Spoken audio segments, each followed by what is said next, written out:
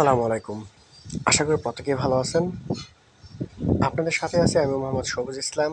কথা না বাড়িয়ে চলুন শুরু করা যাক।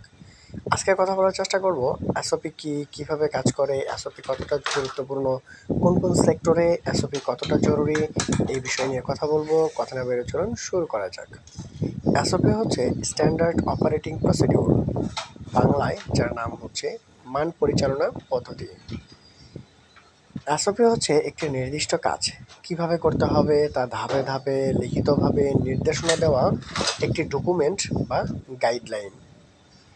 এটি প্রতিটি কাজের জন্য নির্ভুল ও অভিন্ন পদ্ধতি নিশ্চিত করে। এসওপি এর কাজ কি? এসওপি 5টি ধাপে কাজ করে। প্রথম হচ্ছে নির্ধারিত কাজের সঠিক নিয়ম নির্ধারণ করা, প্রতিটি ধাপ পরিষ্কারভাবে ব্যাখ্যা করা, ভুল কমানো এবং মান নিশ্চিত করা, নতুন কর্মীদের প্রশিক্ষণে সহায়তা করা, গুণগত মান বজায় রাখা ও অডিটে সহায়তা করা।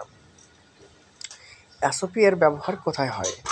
গার্মেন্টস, টেক্সটাইল কারখানায়, কিউসি প্রোডাকশন, ফিনিশিং, প্যাকিং, হাসপাতালে, রেস্টুরেন্ট, ফার্মেসিক্যাল, কল সেন্টার, এভরিথিং জায়গায় এটা হতে পারে।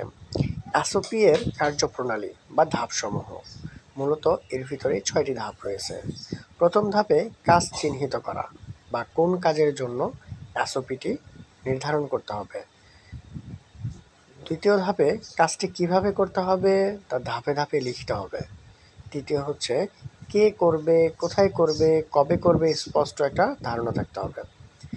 4 নম্বর হচ্ছে ডকুমেন্টেশন বা এসওপির ডকুমেন্ট তৈরি করে শেয়ার করা। 6 নম্বর ট্রেনিংয়ের ব্যবহার বা কর্মীদের প্রশিক্ষণ দিয়ে তা প্রয়োগে সহায়তা করা। 6 নম্বর আপডেট ও পর্যালোচনার নিয়মিত এসওপি রিভিউ করে প্রয়োজন অনুযায়ী হালনাগাদ করা। তো এখানে একটা উদাহরণস্বরূপ একটা এসওপি দেওয়া আছে, আপনারা চাইলে এটা সুন্দরভাবে দেখে নিতে পারেন। উদাহরণ হচ্ছে এসওপি। তো এসওপিটার নাম হচ্ছে ফাইনাল ইন্সপেকশন এসওপি। আপনি চাইলে এখানে দেখতে পারেন, টাইটেল থাকবে, অবজেক্টিভ থাকবে, স্কোপ থাকবে, তারপরে থাকবে প্রসিডিউর, কিভাবে এটাকে সম্পন্ন করবেন। তো মূলত এটা যদি আপনি অ্যাচিভ করতে পারেন তাহলে যে কোনো ধরনের এসওপি আপনি লিখতে পারবেন। অসংখ্য ধন্যবাদ সম্পূর্ণ ভিডিওটা মনোযোগ সহকারে দেখার জন্য। পরবর্তী কোনো ভিডিওতে আবারও দেখা হবে। সে পর্যন্ত সবাই ভালো থাকবেন এবং সুস্থ থাকবেন।